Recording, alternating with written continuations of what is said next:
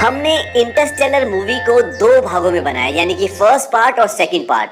अगर आप इससे पहले की कहानी देख चुके हैं तो आप इस पार्ट को भी देखिए, अदरवाइज हम नीचे डिस्क्रिप्शन में इससे पहले की कहानी का लिंक दे रहे हैं, आप उस लिंक पे क्लिक कीजिए और पहले इससे पहले की कहानी देखिए और उसके बाद इस पार्ट को देखिए। अब जिस एस्ट्रोनॉट को वो स्लीपिंग चैम्बर से उठाते हैं उसका नाम मैन होता है और वो बोलता है कि यहाँ पर इंसान रह सकते हैं। वो बताता है कि जिस जगह पर अभी हम हैं यहाँ पर एमोनिया की मात्रा बहुत ज़्यादा है, पर ऊंचाई पर वातावरण बिल्कुल नॉर्मल है और वहाँ पर इंसान की बस्ती बसाई जा सकती है। मैन ने इस प्लेनेट पर पहुँचने के बाद अपने रोबोट को बंद कर दिया होता है जो कि ऑन होना चाहिए।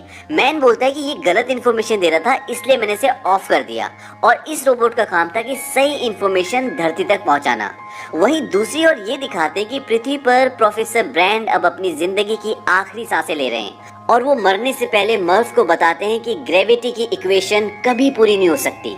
उसे पूरा करने के लिए उन्हें ब्लैक होल के पूरे डेटा की जरूरत होती जो ना तो उनके पास थी और ना उन्हें कहीं से मिलने की उम्मीद थी।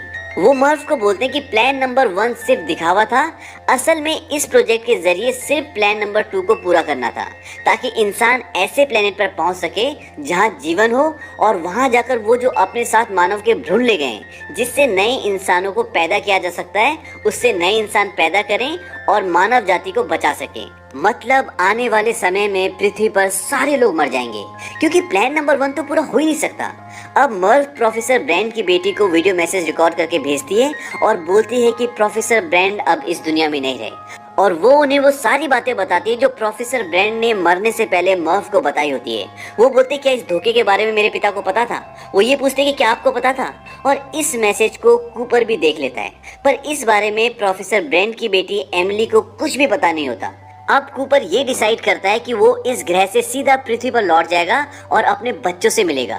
तभी उनका एक साथी कूपर को बोलता है कि जब तुम पृथ्वी पर लौटोगे तो ब्लैक होल का चक्कर लगाते हुए जाना और टार्स जो कि एक रोबोट है उसे ब्लैक होल में छोड़ देना ताकि वो सारा डेटा कलेक्ट करके पृथ्वी पर भेज दे जिससे प्रोफेसर ब्रैंड की ग्रेविटी के अधूरे काम को पूरा किया जा सके और पृथ्वी के लोगों को बचाया जा सके। अब इस प्लेनेट पे कूपर को ये पता लगता है कि मैन जो कि इस प्लेनेट पर था उसने सबको धोखा दिया है और इस प्लेनेट के किसी भी हिस्से में इंसान नहीं रह सकता। मैन गलत डेटा भेजता है और अपने रोबोट को ऑफ कर देता है ताकि उसका रोबोट सही डेटा ना भेज दे और अगर सही डेटा पृथ्वी पर चला गया तो यहाँ कोई नहीं आएगा और वो यहाँ से कभी नहीं निकल पाए। यही कारण होता है कि मैन गलत डेटा भेजता है। मैन कूपर को मारने की कोशिश भी करता है। दरअसल उसका प्लान होता है कि वो इन सब को मार दे और अकेला पृथ्वी पर जाए ताकि वहां जाकर वो कोई भी झूठी कहानी बना दे और उसे झूठा साबित करने के लिए वहां पर कोई ना हो।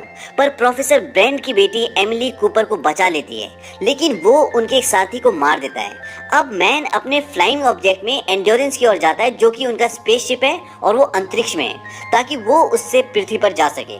पर जब वो अपना फ्लाइंग ऑब्जेक्ट उससे कनेक्ट करने की कोशिश करता है तो एक जोरदार ब्लास्ट होता है और उस ब्लास्ट में उसकी मृत्यु हो जाती है। पर इस ब्लास्ट से एंड्योरेंस स्पेसशिप को काफी नुकसान पहुंचता है। वहीं कूपर भी अपने फ्लाइंग ऑब्जेक्ट में एंड्योरेंस की ओर आ रहा होता है। अब एंड्योरेंस स्पेसशिप स्टेबल नहीं होता पर कूपर अपने फ्लाइंग ऑब्जेक्ट को एंड्योरेंस से कनेक्ट कर लेता है और वो स्टेबल हो जाता है। लेकिन इस इंसिडेंट के बाद एंड्योरेंस ब्लैक होल की तरफ खिंच रहा होता है पर कूपर बोलता है कि मैं इस ग्रेविटेशनल पुल का इस्तेमाल एक धक्के की तरह करूंगा और एंड्योरेंस को आखिरी बचे तीसरे प्लेनेट की तरफ धकेल दूंगा। इसे साइंस की भाषा में स्लिंग शॉट कहते हैं जिससे किसी भी यान को ग्रेविटेशनल फोर्स की मदद से स्पीड देते हैं। आपको बता दूं कि जब मानव पृथ्वी से किसी भी दूसरे प्लेनेट पर जाते हैं तो वो स्लिंग शॉट का इस्तेमाल करके ही जाते हैं। अब स्लिंग शॉट से वो अपने मेन शिप को उस तीसरे ग्रह की तरफ धकेल देते हैं और अपने रोबोट को ब्लैक होल में प्रवेश करवा देते हैं ताकि वो ब्लैक होल का पूरा डेटा भेज दे और प्लान नंबर 1 को कामयाब करके पृथ्वी के लोगों को बचा लें।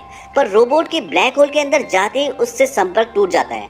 इसके बाद कूपर अपने फ्लाइंग ऑब्जेक्ट को भी मेन शिप जिसका नाम एंड्योरेंस है उससे अलग कर देते हैं ताकि उसका भार कम हो जाए और अब एंड्योरेंस में अकेली एमिली बची है जो बचे हुए आखिरी यानी कि तीसरे प्लेनेट की ओर जा रही है। कूपर ऐसा इसलिए करता है ताकि प्लान नंबर 2 को पूरा किया जा सके और मानव के अस्तित्व को बचाया जा सके।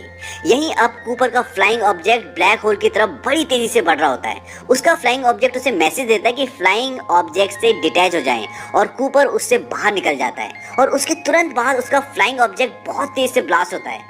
अब यहाँ पर आप ब्लैक होल्स को भी समझ लें। ब्लैक होल्स ब्रह्मांड में ऐसे होल्स होते हैं जिसके अंदर इतनी शक्ति होती है कि वो पूरे के पूरे प्लैनेट्स को निगल जाएं, और जैसे जैसे आप उसके अंदर जाते रहोगे वैसे वैसे उसकी चौड़ाई कम होती जाएगी और एक पॉइंट पर आकर वो खत्म हो जाएगा। पर जैसे ही कूपर बाहर निकलता है वो ब्लैक होल के अंदर ना जाकर एक टेसरेक्ट में पहुंच जाता है, और अब कूपर का रोबोट भी उसके संपर्क में आ जाता है और वो भी इस जगह को देख सकता है। उसका रोबोट बताता है कि 5th डायमेंशन के लोगों ने ह्यूमैनिटी को बचाने के लिए ये टेसरेक्ट बनाया है, और इस टेसरेक्ट में वो समय में आगे पीछे जाकर किसी भी पहलू को देख सकता है।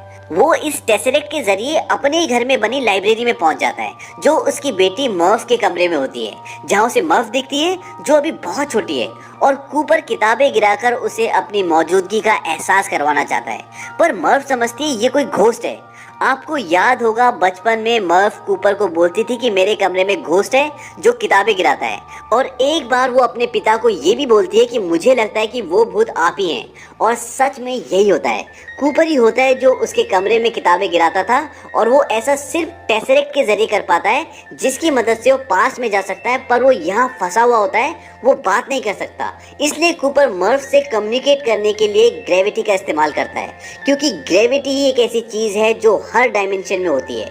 और धूल से जो मर्फ के कमरे में बाइनरी कोड्स की लाइंस बनी होती है वो भी ग्रेविटी की मदद से कूपर ने बनाई होती है। कूपर ही मर्फ को ग्रेविटी की मदद से अपने आप को जाने से रोकने का मैसेज देता है, जिसे वो अपनी नोटबुक में नोट कर लेती है स्टे लिखकर। लेकिन सारी कोशिशों के बाद भी कूपर ये नहीं बता पाता कि वो किसी टेसरेक्ट में फंसा हुआ है, और वही है जिसने ग्रेविटी की मदद से मैसेजेस भेजे हैं। तभी कूपर का रोबोट उसे बताता है कि उसे ब्लैक होल का सारा डेटा मिल गया है, जिसकी मदद से वो प्रोफेसर ब्रैंड की ग्रेविटी की अधूरी इक्वेशन को पूरा कर सकते हैं और पृथ्वी के लोगों को बचा सकते हैं। यहाँ पर कूपर सारी गेम समझ जाता है। वो अपने रोबोट को बोलता है 5th डायमेंशन के लोगों ने मुझे नहीं चुना बल्कि मर्फ को चुना है। रोबोट बोलता है किस लिए? कूपर बोलता है दुनिया को बचाने के लिए, और इसीलिए मैं यहाँ पर हूँ। अब आप टेसरेक्ट को इस तरह भी समझ सकते हैं कि ये एक ऐसी जगह है जहाँ पर समय में आगे और पीछे देखा जा सकता है, और इसे 5th डायमेंशन के लोगों ने बनाया, यानी कि एडवांस लोगों ने बनाया है। और इसे क्यों बनाया है? ताकि वो इंसानों को बचा सके, क्योंकि पृथ्वी अब खत्म हो रही है और जो एडवांस लोग हैं उन्हें पता है, और वो कूपर के जरिए सारी इंफॉर्मेशन मर्फ तक पहुंचाना चाहते हैं, और इसीलिए उन लोगों ने इस टेसरेक्ट को क्रिएट किया है ताकि यहाँ से कूपर सारी इंफॉर्मेशन मर्फ को दे दे और मर्फ पूरी दुनिया को बचा ले। इस हिस्से को आप एक बार फिर से समझ लें। 5th डायमेंशन के जो लोग होते हैं वो समय में आगे पीछे कहीं भी जा सकते हैं और कभी भी जा सकते हैं, और 5th डायमेंशन के लोगों ने एक टेसरेक्ट बनाया है जहां पर अभी कूपर है, इसीलिए ये समय में आगे पीछे कहीं भी जा सकता है, और इस समय में पीछे जाकर अपने ही घर की लाइब्रेरी देखता है और जहां पर उसे मर्फ दिखती है। अब सवाल ये उठता है कि इस टेसरेक्ट को मर्फ के रूम के पास ही क्यों बनाया जाता है? क्योंकि 5th डायमेंशन के लोग जानते हैं कि मर्फ नासा में साइंटिस्ट है, और वो कूपर के थ्रू ब्लैक होल का सारा डेटा मर्फ को देना चाहते हैं ताकि वो ग्रेविटी की इक्वेशन को सुलझा ले और इस पूरी दुनिया को जो खत्म होने वाली है उसे बचा ले। अब समस्या ये है कि डेटा तो है, पर कूपर उसे अपनी बेटी मर्फ तक पहुंचाए कैसे? कूपर अपने रोबोट से सारा डेटा मोर्स कोड के रूप में ले लेता है और उसे ग्रेविटी की मदद से बुक सेल पर जो घड़ी रखी होती है, जो कूपर ने अपनी बेटी मर्फ को इस मिशन पर आने से पहले दी होती है, उस घड़ी की सुई में ट्रांसफर कर देता है। मोर्स कोड टेक्स्ट मैसेजेस भेजने का एक ऐसा तरीका है, एक ऐसी टेक्निक है जिससे आप क्लिक से, लाइट से या ऑन ऑफ टोन से अपने मैसेज को भेज सकते हैं, और जो लोग इस शैली को जानते हैं और वो उसे डिकोड करके समझ लेते हैं। अब जब मर्फ अपने पिता की घड़ी लेने आती है, जो कि अब साइंटिस्ट है, तो वो देखती है कि उसकी घड़ी की सुई अजीब तरह से रिएक्ट कर रही होती है, और क्योंकि वो साइंटिस्ट है तो उसे मोर्स कोड के बारे में पता होता है, और वो ये समझ जाती है कि उसके पिता ही उसे मोर्स कोड के जरिए डेटा भेज रहे हैं, और वो इस डेटा को समझकर ग्रेविटी की इक्वेशन को सॉल्व कर लेती है। तभी जिस टेसरेक्ट में कूपर और उसका रोबोट होते हैं वो गायब होना शुरू हो जाता है और उन दोनों को इससे बाहर फेंक दिया जाता है। दरअसल 5th डायमेंशन के लोग कूपर के जरिए ब्लैक होल की सारी इंफॉर्मेशन पृथ्वी पर पहुंचाना चाहते थे, इसीलिए उन्होंने इस टेसरेक्ट को बनाया होता है। अब कूपर बाहर आ जाते हैं और उन्हें दूसरे एस्ट्रोनॉट्स ढूंढ लेते हैं। जब कूपर की आंख खुलती है तो वो एक स्पेस स्टेशन पर होते हैं। अब कूपर ने कुछ समय उस टेसरेक्ट में बिताया जो ब्लैक होल के लगभग अंदर ही होता है, तो वहां पर बिताया हुआ कुछ समय पृथ्वी पर कई सालों के बराबर होता है। कूपर की आंख खुलने के बाद जब वो स्पेस स्टेशन को देखते हैं तो वो देखते हैं उसका नाम कूपर स्टेशन होता है, पर ये उनके नाम पर नहीं बल्कि उनकी बेटी मर्फ कूपर के नाम पर होता है। जब कूपर अपनी बेटी से मिलते हैं तो वो देखते हैं कि बहुत बूढ़ी हो चुकी है और कूपर की उम्र लगभग 3 साल ही बड़ी होती है, पर अगर वो पृथ्वी पर होते तो आज उनकी उम्र 125 साल की होती। कूपर बोलता है कि मैं ही तुम्हारा भूत था। उसकी बेटी बोलती है कि मैं जानती हूँ। मर्फ बोलते हैं कि किसी भी माँ बाप को अपने बच्चों को मरते हुए नहीं देखना चाहिए, क्योंकि अब मर्फ बहुत बूढ़ी हो चुकी है और वो अपनी जिंदगी की आखिरी सांसें ले रही है। वो बोलती है कि तुम जाओ, यहाँ पर मेरे लिए मेरा परिवार है, मेरे बच्चे हैं। कूपर बोलता है कि कहाँ? वो बोलते हैं कि एमिली ब्रेंट के पास, जो आखिरी प्लेनेट की। और अंत में ये दिखाते कि एमिली उस ग्रह पर अकेली होती है और वो अपना हेलमेट निकाल देती है। इसका मतलब ये है कि वहाँ का वातावरण इंसानों के लिए पर्याप्त है और एमिली भी कूपर की तरह जवान होती है और कूपर अपने फ्लाइंग ऑब्जेक्ट में अपने रोबोट के साथ एमिली के ग्रह की तरफ निकल जाते हैं और फिल्म यहीं पर खत्म हो जाती है। इस मूवी के एंड से ये पता चलता है कि इसका सेकंड पार्ट जरूर बनेगा।